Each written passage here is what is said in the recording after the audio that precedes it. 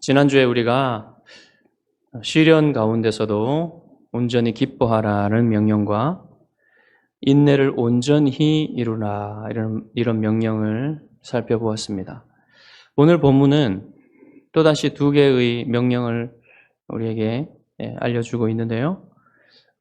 이 명령을 보면 지난 두 개의 명령과 관련이 없어 보이기도 합니다. 하지만 분명히 야고보의 마음속에 시련을 겪고 있는 그리스도인들의 상황에서 이 두 개의 명령을 주는 거예요.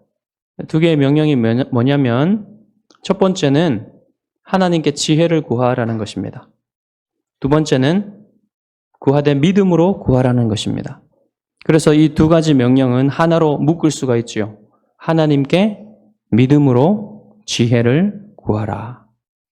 이렇게 정리할 수가 있습니다. 오늘 그래서 이 설교의 제목도 믿음으로 지혜를 구하라는 것이죠. 하나님께 구하는 것이죠. 그래서 이제 본문을 좀 살펴볼 것인데 여러분 야고보의 마음속에 지혜가 부족한 상황을 상정하고 있어요. 그래서 너희 가운데 누구든지 지혜가 부족하거든 이렇게 말하고 있죠. 여러분 우리가 시련 가운데 있는 그리스도인들을 생각한다 그랬어요. 시련 가운데 있는 그리스도인들에게 야고보는 먼저 뭐라고 했습니까? 기뻐하라고 했고 인내하라고 했죠. 그런데 시련 가운데 있는 사람들이 계속되는 시련 가운데 기뻐하고 인내한다는 것은 매우 힘든 일입니다.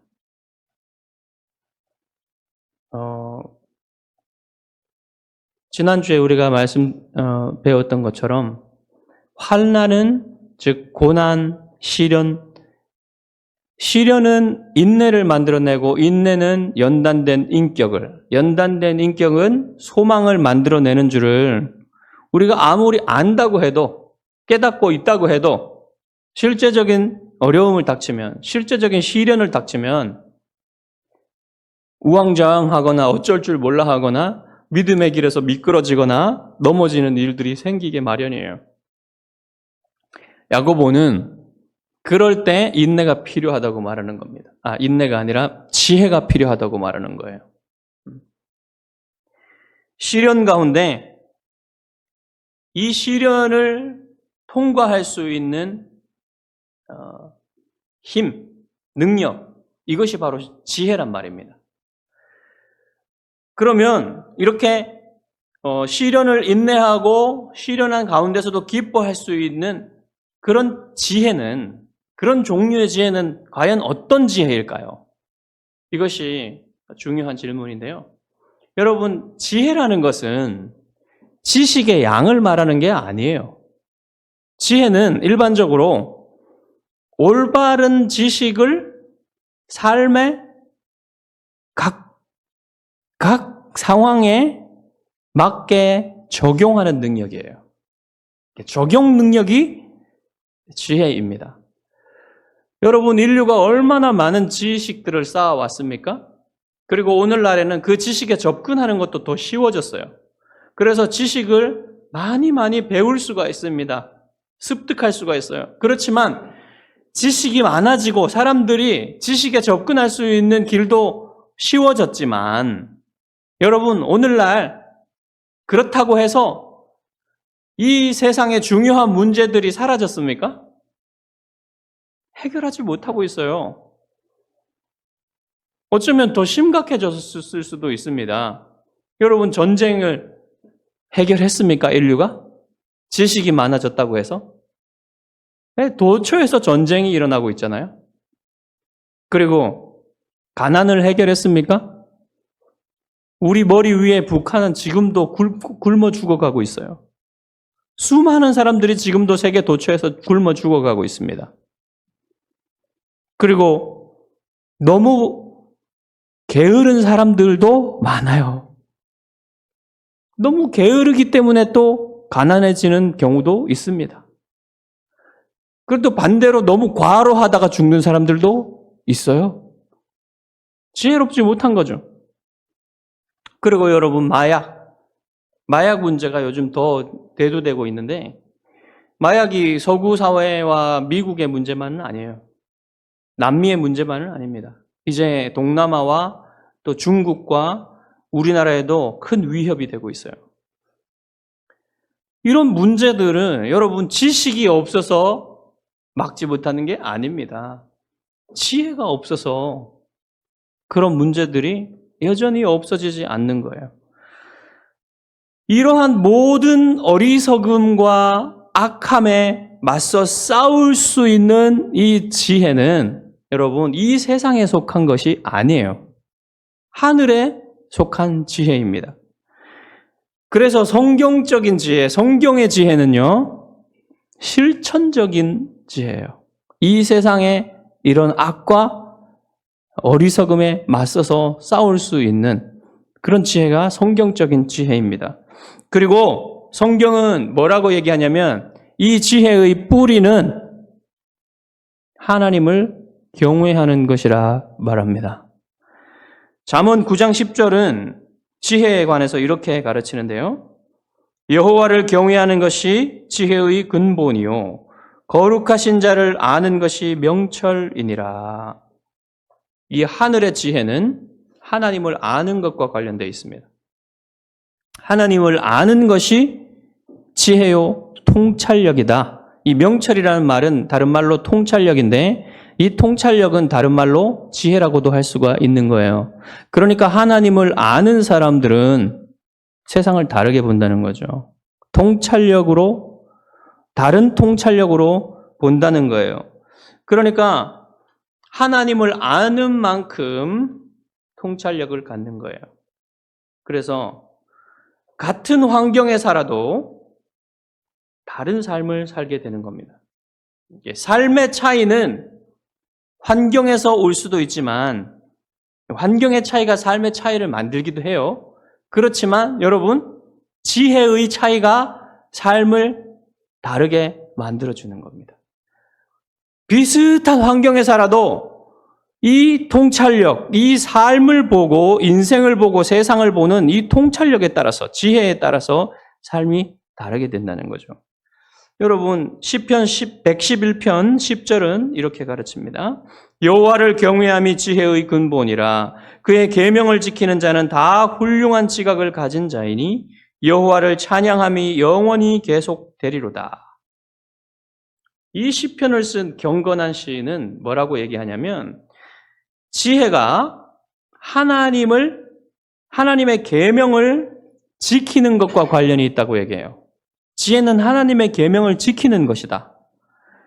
왜 이 사람들은 다른 사람들처럼 하나님의 계명을 어기지 않고 이 하나님의 계명을 잘 지킵니까? 그것은 그들에게 이해력이 있기 때문이라고 얘기해요. 보세요.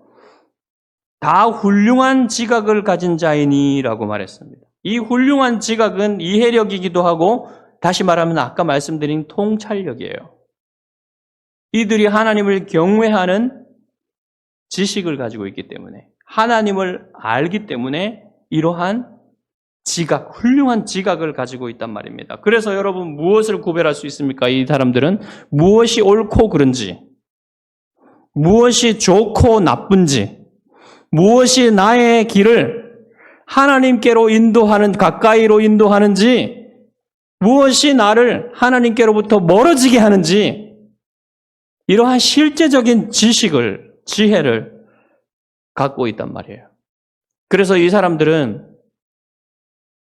인생을 보는 통찰력이 있습니다. 그리고 역사 전체를 보는 통찰력이 있어요. 그래서 삶이 달라지는 겁니다. 그래서 여호와의 말씀, 여호와의 계명을 지키게 되는 거예요. 그런 지혜는 어디에 있습니까, 여러분? 성경 안에 있어요. 그리고 그런 지혜는 성경 안에 있지만 그 성경을 읽고 듣고 지키는 사람에게 있는 겁니다. 그것을 누가 줍니까? 성령 하나님께서 주시는 거예요. 이 성경적인 지혜가 의롭고 선한 삶을 살아가는 실천적인 지혜라는 사실을 여러분 말하고 있는데요. 이것이요 하나님의 선물입니다. 내가 노력해서 얻을 수 있는 게 아니에요. 하나님의 선물이라는 거예요. 자, 그러니까 여러분 이러한 얘기를 하니까 우리의 관심이 이 하나님 자신이 아닌 하나님이 주시는 선물인 이 지혜에 또 하나님 다른 지혜, 다른 선물들에 집중될 수가 있습니다. 그래서 야고보는 우리의 시선을 돌려서 하나님의 선물이 아닌 하나님 자신에게 집중하도록 만들어주는데요. 5절 하반절에 보시면 야고보가 하나님을 어떻게 소개하는지 보십시오. 모든 사람에게 후히 주시고 꾸짖지 아니하시는 하나님. 여러분, 하나님은 누구시라고요? 간단하게 말해서 주시는 하나님이에요. 주시는 하나님. 하나님은 주시는 하나님이다. 여러분, 자, 하나님은 영원 전부터 주시는 하나님이셨어요. 왜 그렇습니까? 하나님은 삼위일체 안에서 끊임없이 자기를 서로에게 내어주시는 분이셨습니다. 지금도 그러신 분이세요. 자기를 내어준다는 말은 다른 말로 하면요, 사랑입니다.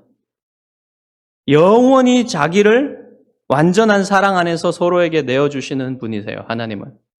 그래서 성부는 성자께, 성자는 성령께, 성부께, 성자는 성령께, 성령은 성자께, 성령은 성부께, 성부는 성령께 서로 계속해서 영원히, 영원전부터 영원까지 자기를 끊임없이 온전히 내어주시는 분이 하나님이십니다.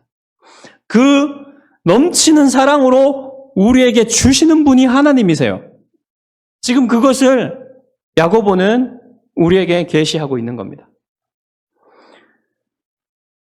자, 그런데 야고보가 하나님이 주시기는 주시는 하나님이신데 어떻게 주신다고요? 후히 주시고 꾸짖지 아니하시는 하나님이시다. 그래요. 그런데 여러분, 후히 주신다는 말은 원래 이 헬라어는 또 다른 뜻이 있습니다. 후히 주신다, 관대하게 주신다는 뜻 외에 마음의 주저함이 없이라는 뜻이 있어요. 그래서 어떤 학자들은 우리 개역 개정판 성경에 후히라고 번역을 했죠. 그러나 다르게 번역할 수도 있단 말입니다. 마음의 주저함이 없이 꾸짖지 아니하시고 주시는 이러한 하나님이라고 번역할 수도 있다는 거예요. 그런데 저는 마음의 주저함이 없이 주시는 하나님이 더 맞다고 생각해요. 그것이 왜냐하면 바로 뒤에 이어져 나오는 꾸짖지 아니하시는과 더 잘 맞는다고 생각됩니다. 자, 보세요. 마음의 주저함이 없이라는 말은 무슨 뜻이냐면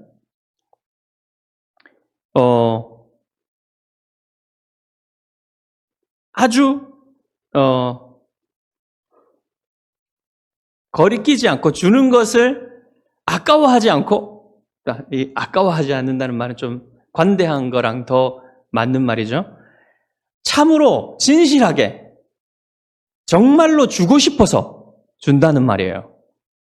후히 관대하게 준다는 것보다는 정말로 주고 싶어서 준다는, 억지로 주는 게 아니라, 마지 못해서 주는 것이 아니라 정말로 진실하게 주고 싶어서 준다는 말입니다.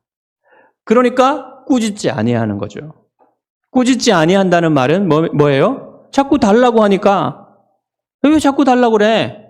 그러면서 꾸짖는다는 거예요. 비난한다는 거예요. 자꾸 달라고 하니까. 그렇지 않은 분이시라는 얘기예요, 하나님이. 여러분, 우리 준겸이는 자꾸만 뭘 사달라고 합니다, 요즘에. 요즘엔 또 기타를 사달래요. 기타 친다고. 그래서 제가 교회에 있는 기타를 집에 자꾸 갖다가 이렇게 또 금요일에 가지고 오고 그러는데, 그럴 때마다 저희가 이제 기꺼이 사줄 때도 있지만 왜 자꾸 사달라 그러냐 이러면서 꾸짖을 때도 있습니다. 하나님은 전혀 꾸짖지 아니하시는 분이에요. 자꾸 달라고 해도 꾸짖지 아니하시는 분이시란 말입니다. 그러니까 정리하면 뭐예요? 하나님은 우리에게 주시되 진심으로 주시고 싶어 하시는 분이시다라는 말입니다. 그리고 또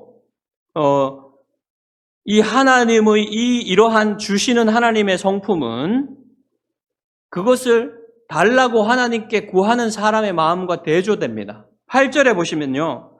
구하는 사람은 두 마음을 품을 수 있다라고 말해요. 두 마음을 품는 것은 하나님께만 충성된 마음을 들이지 않는 걸 말해요. 그래서 하나님은 구하는 사람에게 진심으로 몰두하시지만 하나님께 구하는 사람은 하나님께 진심으로 몰두하지 않는다는 말입니다. 그래서 여러분 이러한 하나님이시기 때문에 우리는 하나님께 구할 때 우리가 받을 것을 기대할 수가 있어요. 그래서 야고보는 뭐라고 합니까? 그리하면 주시리라고 얘기하죠. 그런데 여러분 우리가 무엇을 구하는지가 중요해요. 야고보는 무엇을 구하라고 합니까? 지혜를 구하라고 하죠. 하나님은 우리에게 지혜가 필요함을 아십니다. 그래서 우리에게 지혜를 구하라고 하시는 거예요. 여러분, 솔로몬이 무엇을 구했습니까? 왕이 되었을 때 백성을 재판하고 백성을 다스리기 위한 선과 악을 분별할 수 있는 지혜를 주십시오라고 하나님께 구했어요. 그러니까 하나님이 뭐라고 말씀하셨습니까? 네가 지혜를 구했냐? 정말 잘했다. 너무너무 기뻐하셨어요. 그래서 지혜만 주신 게 아니라 부와 명예도 같이 주셨습니다. 어떤 분들은 이 지혜를 구하기보다는요, 뭘 구하냐면 선택 자체를 하나님께 구하는 분들이 있어요. 그렇지만 그것은 지혜로운 게 아닙니다. 여러분, 삶의 구체적인 선택들은요, 하나님이 아니라 여러분 자신이 해야 돼요. 그런데 하나님이 그 선택들을 여러분에게 알려주시지 않으니까, 하나님이 대신 선택해 주시지 않으니까 사람들은 어떻게 합니까? 다른 방법을 찾죠. 자, 이 회사를 갈지 저 회사를 갈지, 이 집을 살지 저 집을 살지, 이 사람과 결혼할지 저 사람과 결혼할지 하나님이 알려주십니까? 아주 특별한 경우는 그런 사람도 가끔 있어요. 그렇지만 하나님은 대체로 일반적으로 그렇게 하시지 않습니다. 그렇게 하시는 것이 꼭 좋다고 얘기할 수도 없어요. 그래서 사람들은 어떻게 합니까? 예언자를 찾아가요. 예언자한테 가가지고 A, B, C 중에 무엇이 좋냐? 예언해 달라고 얘기합니다. 그것이 하나님의 뜻인 줄로 믿고 받는 거예요. 여러분, 그것이 좋겠습니까? 그것은 하나님의 방법이 아닙니다. 그것은 성경적 예언이 아니에요. 성경적 예언은 뭐냐면요, 여러분. 성경적인 예언은 하나님의 뜻을 분별하고 하나님의 말씀하신 하나님이 무슨 뜻으로 하셨는지를 풀고 해설하고, 가장 중요하게는 하나님이 어떤 분이신지 말하는 게 그게 예언이에요. 하나님이 우리에게 주신 구원이 어떤 것인지, 하나님이 우리가 어떻게 살아야 하는지 얘기해 주는 게 그게 예언입니다. 성경적인 예언이에요. 선지자들도 그렇게 예언했어요. 물론 구약시대의 선지자들은 미래의 일을 예언했지만 그 미래의 일은 다 어디에 관련된 것입니까? 이스라엘의 운명과 관계된 거였습니다. 하나님과 언약을 맺은 이스라엘이 하나님과 언약 관계 가운데 신실할 때나 신실하지 않을 때 어떻게 될 것인가 하는 것을 예언한 것인 거요. 더 중요하게는 예수 그리스도에 관해서 예언한 것입니다. 그러니까 오늘날 사람들이 생각하듯이 예언자가요, 삶의 구체적인 선택들을 해주는 사람들이 아니에요. 성경적인 예언자는. 그런데 어떤 사람들은 기독교 안에 있는 어떤 예언자들을 찾아가가지고 이게 맞습니까? 저게 맞습니까? 이게 좋습니까? 저게 좋습니까? 묻습니다. 그것은요, 믿음의 행위가 아니에요. 그건요, 오히려 점쟁이나 굿하는 것과 비슷한 겁니다. 그러니까 하나님이 이런 것을 우리에게 좋다고 얘기하시지 않았어요. 그래서 야고보도 여러분 어떤 선택이 필요하면 여러분 예언자들을 찾아가십시오. 이렇게 말했습니까? 야고보가? 아니죠, 여러분. 지혜가 필요하면 너희들에게 지혜가 부족하면 하나님께 지혜를 구하라고 얘기한 겁니다. 하나님께 가서 직접 구하면 돼요.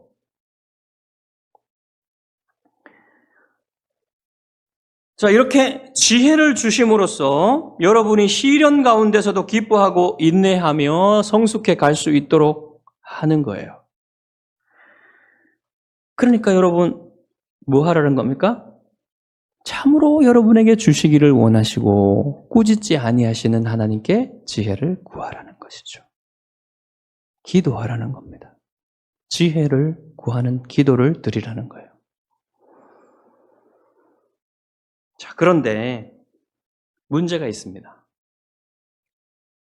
지혜를 구한다고 해서 또는 다른 어떤 것들, 좋은 것들을 구한다고 해서 다 받는 게 아니라고 얘기하죠. 자, 구해도 받지 못하는 일이 생깁니다.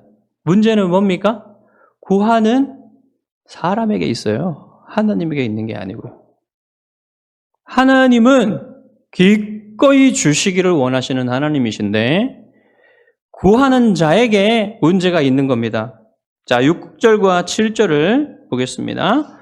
오직 믿음으로 구하고 조금도 의심하지 말라. 의심하는 자는 마치 바람에 밀려 요동하는 바다 물결 같으니 이런 사람은 무엇이든지 주께 얻기를 생각하지 말라. 자, 하나님께 구하는데 어떻게 구하라고요? 믿음으로 구하라고 하죠. 믿음으로 구하라는 것은 곧 조금도 의심하지 말고 구하라는 겁니다.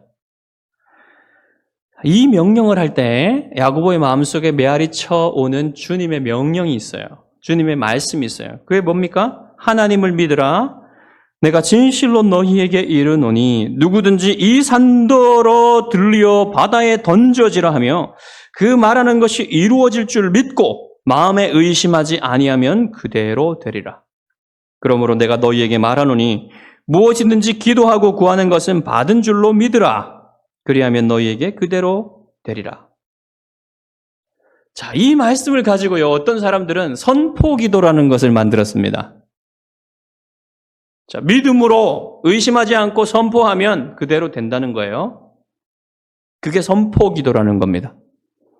의심하지 않으면 믿고 무엇이든지 명령하고 선포하면 그대로 될 것이라는 거죠.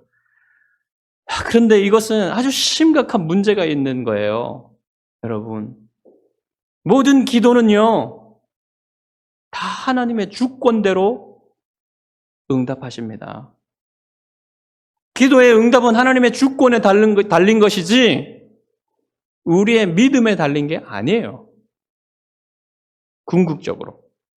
우리의 의심하지 않는다고 다 되는 게 아닙니다. 응답이. 그렇기 때문에 문제가 있어요. 그리고요, 기도는요, 하나님과의 관계 속에서 하는 거예요. 기도의 자세는 겸손함과 하나님을 경외하는 마음이에요. 그런 마음이지, 단지 의심하지 않는다는 것만 가지고 선포하면 될 것이라는 것이, 그게 말이 되는 것입니까? 선포는 선포고 기도는 기도지, 어떻게 선포 기도라는 것이 있습니까? 그러니까 이상한 얘기입니다, 이것은. 이것을 하나의 원리로 세워서 기계적으로 이렇게 하면 된다라고 가르치는 것은요, 성경적이지 않아요. 그러니까 여러분, 이런 가르침 아주 조심해야 됩니다. 예수님이 기도에 관해서 이렇게 말씀하셨습니다. 너희가 내 안에 거하고 내 말이 너희 안에 거하면 무엇이든지 원하는 대로 구하라. 그리하면 이루리라. 이것도 선포기도를 주장하는 사람들이 들으면 이것도 선포기도에 맞는 말입니다. 이렇게 주장하겠죠. 그러나 이 말은요, 더욱더 관계적인 말씀이에요. 주님의 말씀이 내 안에 거한다는 건요, 내가 온전히 주님의 말씀 안에, 내가 주님의 뜻 안에 있다는 걸 말하는 거예요. 그래서 내가 주님의 뜻을 온전히 이루고 싶고 주님의 뜻대로 간구한다는 걸 말하는 겁니다. 그때 주님이 응답하여 주실 것이라는 얘기예요. 그런 말씀을 가지고 이것을 그냥 믿고 선포하면 된다라고 말하는 것이 얼마나 우스꽝스러운 겁니까? 네. 그런 가르침이 여러분 속지 마십시오. 선포하는 것보다 주님과의 관계가 먼저인 거예요. 자, 중요한 건 뭡니까, 여러분? 야고보가 가르치는 거는, 중요한 거는 기도의 방법이 아니라 의심하지 않는 거라는 얘기예요. 의심하지 말라고. 자, 그런데 여러분, 조금도 의심하지 말라고 했죠? 의심하지 말라는 게 뭐에 대해서 의심하지 말라는 걸까요? 자, 이 말씀을 보면요, 사람들은 이렇게 생각하기가 쉽습니다. 하나님께 구한 것이 무엇이든지 그것을 하나님이 반드시 주실 것이라고 믿어야 한다라고 지금 야고보가 말한다고 생각하기 쉬워요. 그럴까요? 여러분, 우리가 기도하죠. 무엇인가를 하나님께 구합니다. 그러니까 그 무엇인가를 구하고 하나님이 그것을 반드시 주실 것을 완벽하게 조금도 의심 없이 믿습니까? 안 주실 수도 있지. 이렇게 하지 않아요, 여러분? 다 그런 의심이 생겨요. 그런 의심이 없다면요, 참 사람이 아닐 거예요.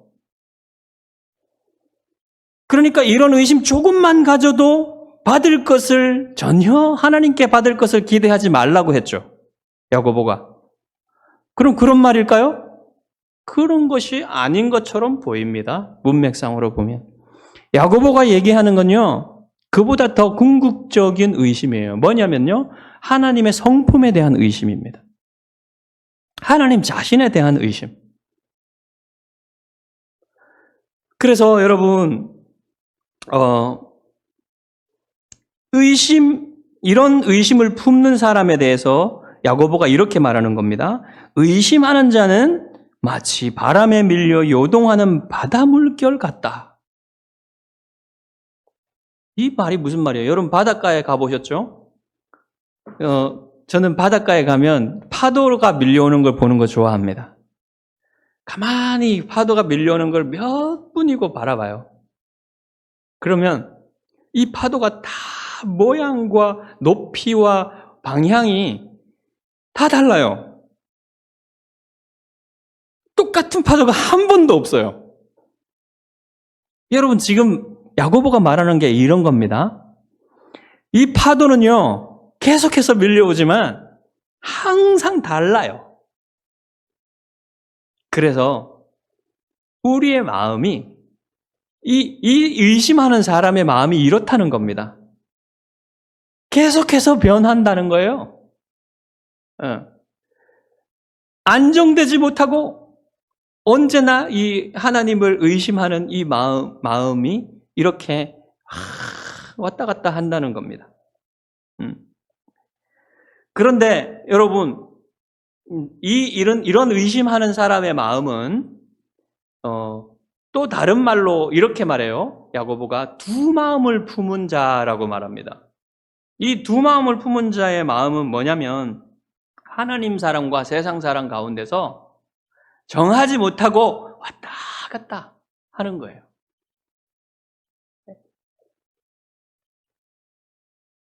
이 말씀을 할 때 또 야고보의 마음속에 우리 주님의 말씀이 메아리치고 있는 것을 볼 수가 있습니다. 주님이 이렇게 말씀하셨습니다. 한 사람이 두 주인을 섬기지 못할 것이니 혹 이를 미워하고 저를 사랑하거나 혹 이를 중히 여기고 저를 경히 여김이라. 너희가 하나님과 재물을 겸하여 섬기지 못하느니라. 재물 사랑은 세상 사랑의 대표입니다. 자, 이런 두 마음을 가진 사람은 어떻게 하나님 앞에 나오냐면요. 대놓고 반역하지는 않아요. 하나님을. 대신에 하나님께 온전히 자신을 드리지 않고 왔다 갔다 합니다. 할까 말까 합니다. 헌신이요. 딱 정해져 있지 않아요. 그래서 하나님의 말씀이 들려져도 기꺼이 그 말씀에 자신을 던지지 않는 겁니다. 할까 말까 하는 거예요. 계속해서 할까 말까 하는 겁니다. 야고보가 이 두 마음을 품은 사람들에 대해서 또 뭐라고 얘기하냐면요. 모든 일에 정함이 없는 자라고 얘기해요. 모든 일에 정함이 없다. 이 말은 뭐예요? 정함이 없다는 건요. 삶의 모든 영역에서 마음이 정해지지 않았다는 거예요. 어떤 마음이요? 하나님을 섬길 마음이. 하나님을 섬기겠다고 하는 하나님의 주님의 뜻대로 하겠다는 그 생각이 딱 정해져 있지 않아서 왔다 갔다 하는 겁니다. 이럴 때는 이렇게 저럴 때는 저렇게 대처하는 거예요. 여러분 오늘 본문이 계시하는 하나님은 주시는 하나님이죠. 주시는 하나님. 마음에 주저함이 없이 주시고 꾸짖지 아니하시고 아무리 달라고 해도 비난하거나 뭐라고 하시지 않는 그런 하나님이라고 우리에게 하나님을 소개하고 있습니다. 그렇지만 반면에 두 마음을 품은 사람은 하나님께 이렇게 자기를 주지 않습니다. 하나님께 이렇게 하나님께 자신을 드리지 않아요. 온전히 헌신하지 않습니다. 예수님의 말씀으로 하자면 제자도에 헌신하지 않는 거예요.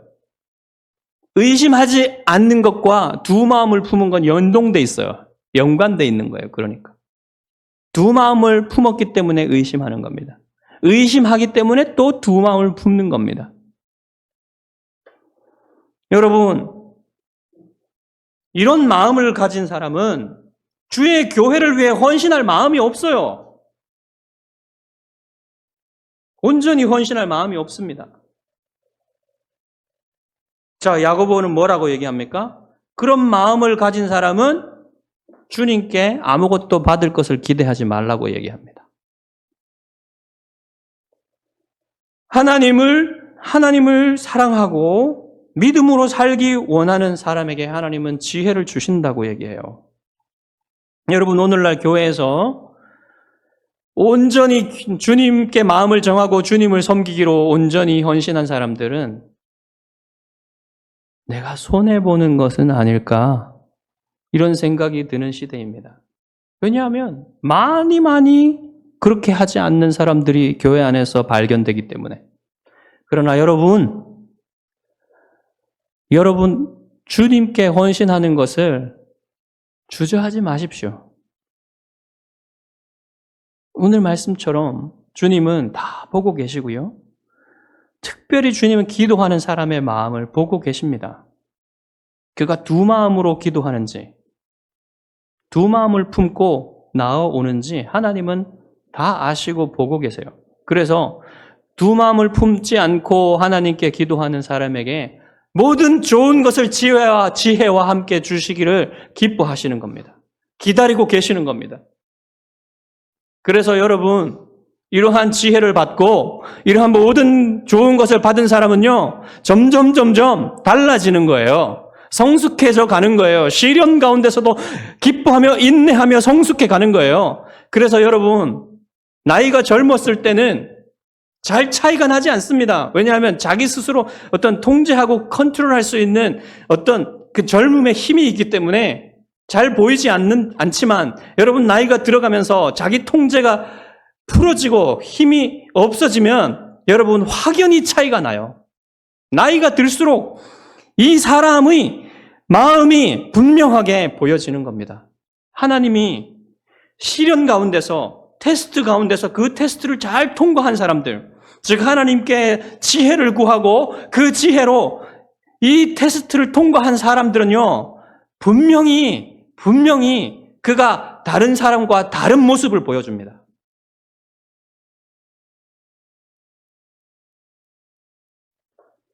여러분, 이게 영원한 가치예요.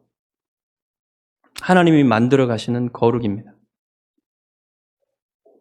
그러한 성숙을 여러분이 나이가 들수록 더욱더 분명히 가지게 되면 그것이 여러분의 분명한 믿음의 확신을 줍니다. 그것은 여러분 이 세상에 살 동안의 확신을 주는 것뿐만 아니라 영원한 소망의 확신을 더욱더 튼튼하게 해요. 그래서 여러분이 어떤 것에도 흔들리지 않는 소망을 가지고 저 천성을 향하여 걸어가게 만듭니다. 여러분, 여러분이 가진 소망은 이 세상의 것들과 비교할 수 없는 소망이에요. 지금도 여러분이 자다가 화들짝 놀랄 만한 소망입니다. 어떻게 그러한 놀라운 유업이 나에게 주어졌을까? 영원한 생명과 영원한 천국의 행복이, 주님과 함께 영원히 사는 이 행복이, 그리고 구원받은 거룩한 영화롭게 된 사람들과 영원히 천국에서 다스리는 이 소망이 나에게 주어졌구나. 그것이 더욱더 분명해지는 사람들이 성숙한 사람들입니다. 여러분, 그러한 여러분이 하나님께 지혜를 구하고 그것을 받고 여러분이 이 시련 가운데서도 온전히 기뻐하며 인내하며 여러분 안에 성숙을 만들어내심으로써 여러분이 그렇게 하나님께 성숙해져서 영광 돌리는 여러분 되시기를 주님의 이름으로 축복합니다.